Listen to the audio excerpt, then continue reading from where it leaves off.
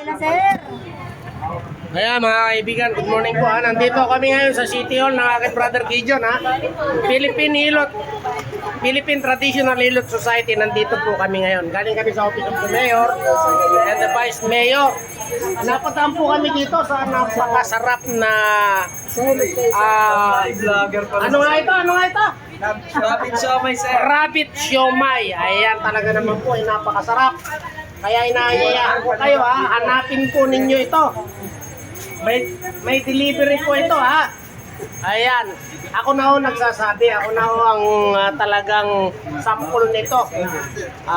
Rabbit siomay. Ayan. Nandito po sila sa Quezon City Hall ngayon. Ilang araw kayo rito? Sayang, last day na. Saan ang susunod ninyo? Sa ano na, sir? Saan? Pwede po umorder sa... Saan? Pwede po umorder sa page, sir. Pwede daw umorder sa page. Ayan. Deli Arbor Frozen Food. Ayan po, Tandaan nyo, ulitin ko, Deli Harbor Frozen Food. Ayan. Sabihin nyo lang, ini-endorso kayo ni Alex Lakay. Ayan yung aking kaibigan, Talaga naman.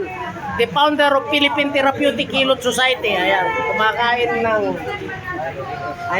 rabbit siomay. Okay, good. Ito, napabili tuloy ni kaibigan. Ayan.